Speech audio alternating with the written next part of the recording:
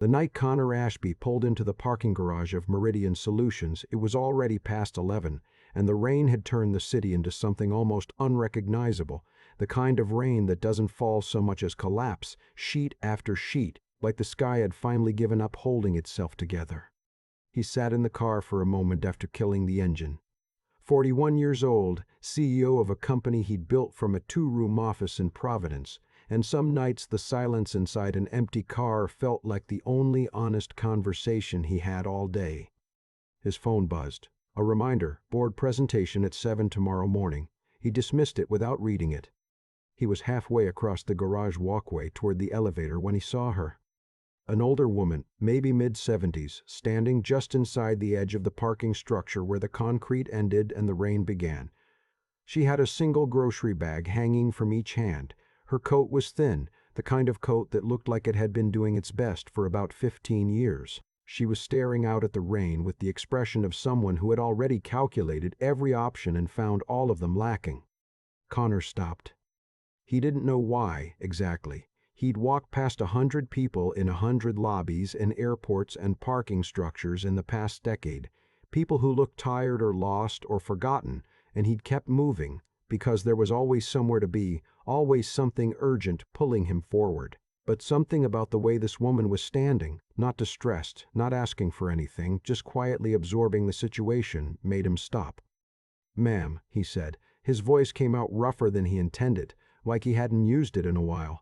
He probably hadn't, not for anything that mattered. "Do you need a ride somewhere?" She turned to look at him. She had sharp eyes, the kind that had seen enough of life to take a moment before trusting anything. "I don't want to be any trouble," she said. "You're not," he said. "Where are you headed?" Her name was Eleanor Marsh, and she lived about 12 minutes away, on Cypress Hill, in the house she'd shared with her husband for 38 years before he passed. She'd taken the bus to the grocery store, something she did every Wednesday, had done it for years, and the bus back had apparently decided not to run due to flooding on one of the lower streets. And she hadn't wanted to call her daughter because her daughter had a new baby, and Eleanor Marsh was not the kind of woman who wanted to be a burden. Connor loaded her grocery bags into the trunk of his car while she protested mildly from the passenger side door. They drove mostly in silence, which he appreciated. She didn't try to make conversation for the sake of it. She watched the rain-blurred city pass and occasionally said things like, "Left here," or "just past the church on the right."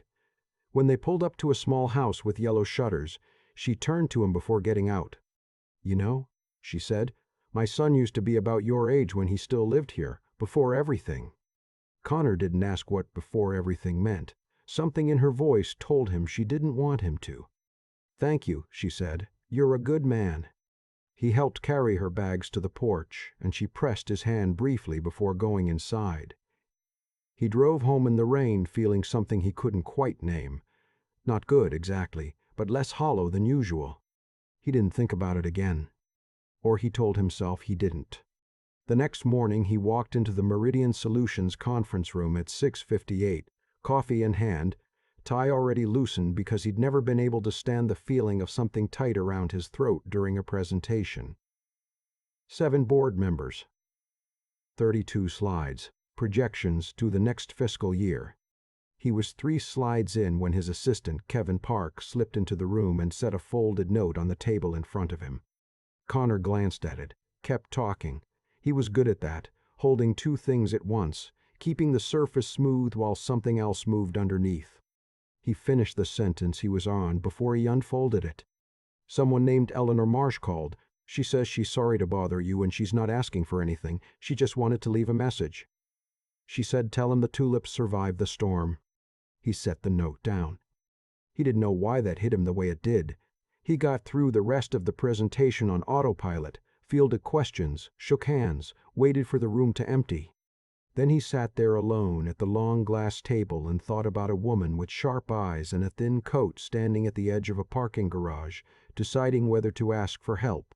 He had Kevin find her number. He called her that afternoon between meetings, half expecting the call to go nowhere, to feel like one of those impulsive gestures that don't hold up in daylight. She answered on the second ring. "Mr. Ashby," she said, like she'd been expecting him. "I hope I didn't interrupt anything important." You didn't, he said, which was technically not true. He'd stepped out of a call with their Singapore office to make this call.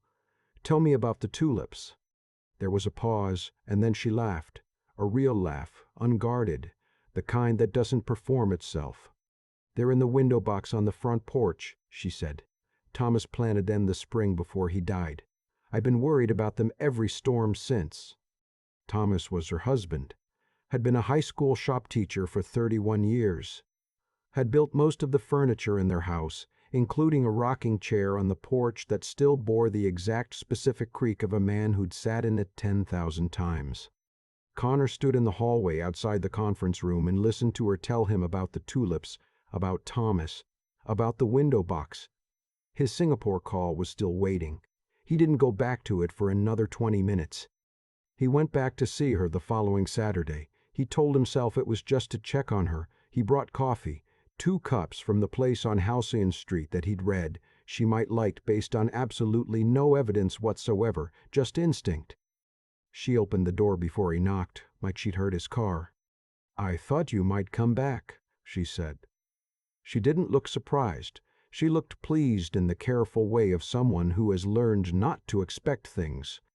She had a granddaughter. He found this out about 45 minutes into the visit, when a small person approximately 6 years old appeared at the top of the stairs in yellow pajamas and stared down at him with the frank assessment of someone who had nothing to lose. "Who are you?" the girl said. "My name is Connor," he said. "Who are you?" "Piper," she said. She came down 3 stairs and stopped. "Why are you here?" "I drove your grandmother home in the rain," he said. "I came to make sure the tulips were okay." Piper considered this for a moment. Then she came down the rest of the stairs and held out her hand with the gravity of a diplomat. "I'm the one who waters the tulips," she said. "Grandma lets me." He shook her hand. Eleanor appeared from the kitchen with a look of quiet amusement. "My daughter's traveling for work," she said. "Piper is staying with me for the week." He found out later, in pieces, the way you find things out when you spend enough time with someone, that Eleanor's daughter Renata was a pediatric nurse who worked long hours and traveled occasionally for medical conference training, and that she was raising Piper alone since the divorce 2 years ago, and that she never asked her mother for help if she could avoid it, because she'd gotten very good at not needing things from people. Connor thought he recognized that particular skill. He came back the next Saturday, and the one after that. The third time, Piper met him at the door before Eleanor got there, which suggested she'd been watching for his car. She was holding a paper airplane that had been folded with considerable ambition and limited precision. "I made this," she said, holding it up. "Grandma said you probably know about things like this." "Do you know what I do?" he said. "Grandma said you run a big company," Piper said. "I thought that meant you know about airplanes." "That's not exactly." He looked at the plane. "Here, let me see." They spent 20 minutes on the front porch in the thin October sun, folding and refolding until the plane flew in a clean arc across the yard and landed near the tulip box. Piper retrieved it and held it up like a prize. "You're pretty good at this," she said. "So are you," he said. She looked at him carefully. "You don't have any kids," she said. It wasn't a question. "No," he said. "How come?" He thought about that. He thought about the marriage that had lasted 4 years in his early 30s and ended quietly, without drama, both of them too focused on other things to notice they'd been losing something. He thought about the years after, the accumulation of reasons.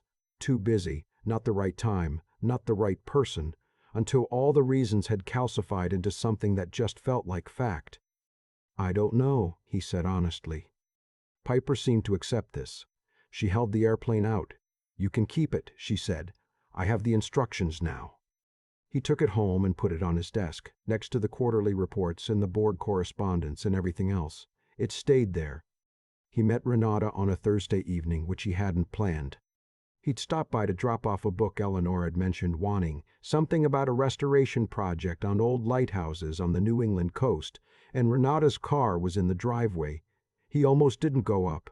He thought about leaving the book in the mailbox with a note. He didn't. The door opened and she was standing there in scrubs, still in from what must have been a long shift, with her hair pulled back and the specific kind of tiredness on her face that isn't just physical. It's the weight of holding everything together for a long time without anyone noticing the effort. She looked at him. "You're Connor," she said. "My mother talks about you." "Good things, I hope," he said, which came out more like something a person says when they don't know what else to say. "She says you listen," Renata said. "She says most people her age, the young ones, stop really listening after a while, like they think there's nothing new left to hear." "She's the most interesting person I've talked to this year," he said. He meant it. Something shifted slightly in Renata's expression. Not warmth exactly, more like the adjustment a person makes when they revise a first impression. "Come in," she said. "She'll want to see you." He stayed for dinner. Eleanor had made something with chicken and roasted garlic that filled the whole house with a smell he hadn't encountered since childhood, since the kind of kitchen that existed before his life became catered lunches and restaurant tables. Piper sat next to him and talked about her teacher and a disagreement about whose turn it was on the classroom computer and a caterpillar she had found and named Gerald. Renata was quiet for most of it, not cold. He noticed her watching Piper with the kind of attention that never fully relaxes, the particular alertness of a parent who is also responsible for everything else. She laughed once at something Eleanor said, and it changed her whole face. He drove home thinking about her laugh. He didn't mean to, but there it was. He asked Eleanor about it the next Saturday, obliquely, in the way of someone who is not quite ready to say the real thing out loud. "She works too hard," Eleanor said, without looking up from the puzzle she was building on the coffee table. It was a difficult one, 1,200 pieces, a photograph of the English countryside. "She seems like she's good at what she does," he said. "She's excellent at what she does," Eleanor said. "That's different from being okay." She placed a piece. She decided a long time ago that if she was going to do it alone, she was going to do it all the way. Not let anyone close enough to complicate things. "That sounds like a strategy I recognize," he said. Eleanor looked up at him then, with those sharp eyes. "Yes," she said, "I thought it might." He didn't try to engineer anything. He made no calculation, drew up no plan, which was genuinely unusual for him. Connor Ashby had built a company on the habit of identifying a desired outcome and working systematically toward it. He was good at that, sometimes uncomfortably so. But this was different. He just kept showing up on Saturdays. He fixed a hinge on the gate that Eleanor mentioned was sticking. He sat with Piper through a homework assignment about the water cycle that required more patience than he'd needed in most board meetings. He and Renata talked on the porch one evening while Eleanor put Piper to bed, first about logistics, Piper's school schedule, Eleanor's upcoming appointment, the neutral things, and then, gradually, about other things. She told him about nursing school, the specific reason she'd chosen pediatrics, a story from her first year that was both devastating and quietly funny. He told her about the early years of Meridian, the office that flooded during the first winter and the time he presented to investors with a coffee stain on his shirt because he'd been in the building since 4 in the morning and hadn't noticed. She laughed at that, not the polite kind, the real kind. "You're not what I thought you'd be," she said. "What did you think I'd be?" She tilted her head slightly. "Someone who gives a woman a ride in the rain and then moves on," she said. "That's usually how those stories go." "I thought about it," he said, honestly. "I almost just kept walking." "Why didn't you?" He thought about the parking garage, the thin coat, the way she'd stood there measuring her options with dignity. "I don't know," he said. Something about the way she was just standing there, not asking for anything. Renata was quiet for a moment. "She never asks for anything," she said. "I've been trying to get her to call me when she needs things for years. She won't." "She called me," he said. "She left a message about tulips," Renata said. Her voice was soft now. "I know," he said, "but she called." It was Piper who said the thing that changed everything. It happened on a Sunday, unexpectedly. He'd come by to return a dish Eleanor had sent food home in, and found Piper in the backyard, sitting cross-legged next to the tulip box, which had been moved to the ground for the winter. "Grandma says they sleep now," she said, without looking up. She was examining the soil with a small stick.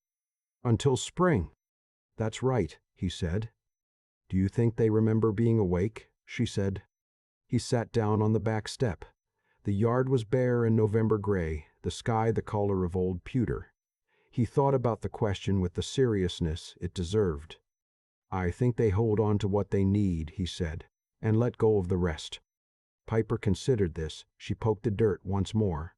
"Connor," she said. "Yeah." "If you married my mom," she said, very matter-of-factly, staring at the tulip box, "would you still come visit Grandma?" He stayed very still.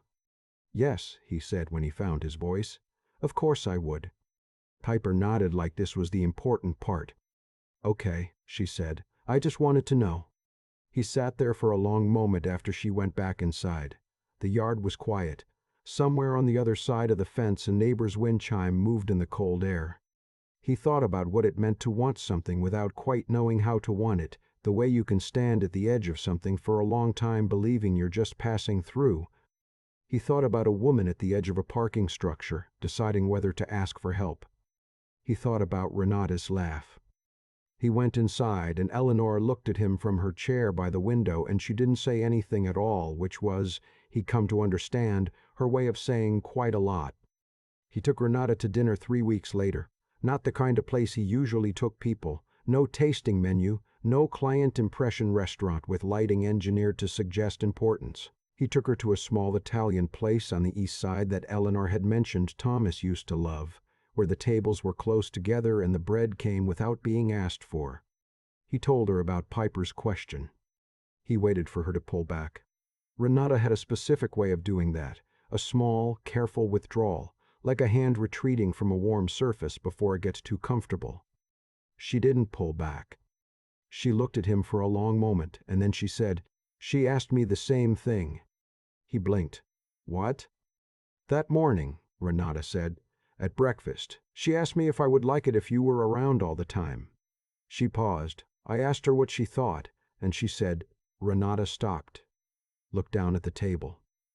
The corner of her mouth moved. She said, "He knows how to make the airplane go straight," she said, as if that was the deciding criterion. He laughed, a real laugh, the kind that surprised him with its own completeness. "That's a reasonable criterion," he said. "She's 6, Renata said, "but she's not wrong about people. She never has been." He reached across the table, not for anything dramatic, just to rest his hand next to hers. She looked at it for a moment, and then she turned her hand over. He remembered Eleanor standing at the edge of the parking garage, rain collapsing outside, 2 grocery bags. A woman who didn't want to ask for anything, standing just close enough to the edge that someone might stop and offer. He thought about how much courage that actually takes, not to ask, but to let yourself be seen standing there, hoping. He thought about all of it, the tulips sleeping underground, the paper airplane on his desk, Piper sitting in the gray yard asking the only question that actually mattered. He thought about what it means to stop walking. The tulips came back in April. Piper called him to report this, on Eleanor's phone, in the manner of someone dispatching urgent news. "They're purple," she said. "2 of them, and one is kind of pink." "Thomas's colors," Eleanor said from somewhere in the background. "Grandma says they came back," Piper said. "She says that's the thing about tulips, they always come back." Connor was standing at his office window, 31 floors up, looking out at a city that had turned green and gold with the first real warmth of the year. He had a meeting in 8 minutes. He didn't look at the clock. "Tell her I'll be there Saturday," he said. "She knows," Piper said. "She already made the chicken." He stayed on the phone a moment after Piper hung up, listening to the silence on the other end like it was still saying something. Outside, the city turned slowly in the April light, full of ordinary mornings that people would one day remember as the beginning of something they almost missed. He'd almost kept walking. He was so glad he hadn't. "I keep thinking about that moment in the parking garage. Not the rain, not the grocery bags, not even Eleanor's face. I keep thinking about the 2 seconds before Connor stopped, the moment where he almost didn't. Most of us have stood in that exact place, not in a parking garage maybe, but in that internal split second where we see someone who needs something small and we calculate, consciously or not, whether we have enough left to give, whether it's worth the detour. Whether it'll matter, Connor was exhausted. He had a board presentation in 8 hours. He had every reasonable excuse a person could have, and none of them would have sounded wrong if he'd used them. Nobody would have blamed him. Nobody would have even known. But he stopped. And that one choice, that single, unremarkable 2-second decision, is what everything else grew from. I think about that a lot when people talk about good character like it's something reserved for grand moments. The truth I've come to believe is that character doesn't show up in the big gestures. It shows up in the small ones when no one is watching and you're already tired and the rain is coming down hard. Eleanor didn't need saving, she needed a ride. And Connor gave her one because something in him, some part that hadn't been entirely consumed by quarterly reports and board meetings, recognized that she was a person standing at the edge of a hard moment and that he could make it smaller. That's not heroism. That's just decency. But decency, practiced consistently, compounds, it builds something. What Connor also had, and this is the part I find myself returning to, was the wisdom to stay curious. He could have driven Eleanor home, checked the box, moved on. Instead, he listened. He asked about the tulips. He came back on Saturday and the Saturday after that, not because he was pursuing anything, but because he'd found something genuinely interesting in a life he hadn't expected to intersect with his own. That kind of openness, the willingness to keep learning from people who don't look like your usual teachers, is rarer than we admit. Eleanor had lived 80 years. She knew things about patience, about loss, about what actually holds once everything else strips away. Connor was smart enough to understand that. And then there's Renata. She had built a life out of pure endurance, the specific, unglamorous kind that doesn't announce itself. She got up every morning, went to work, came home, loved Piper, helped Eleanor, and held the whole thing together without asking for acknowledgement or relief. That kind of resilience is something most people don't recognize until they see it up close, because it doesn't look dramatic. It just looks like a woman in scrubs at the end of a long shift, standing at a door, assessing whether someone is worth trusting. What moved me most about Connor and Renata finding each other is that neither of them was looking. They were both just showing up. To work, to responsibility, to the people who needed them. And in that showing up, they found each other. Piper asked the question that neither adult had the courage to ask yet. Because children haven't learned yet to protect themselves from wanting things. She just wanted to know if the person who made the airplane fly straight was going to stay. That's all any of us really want to know. I think the tulips coming back in April is the most honest ending the story could have. Not a wedding, not a grand speech, not a dramatic declaration. Just purple and pink flowers returning in the spring, exactly as they were supposed to. Some things, if you tend to them with enough care and enough patience, come back. That's not magic. That's just cause and effect, playing out on its own schedule. The question is whether you were paying attention when they did.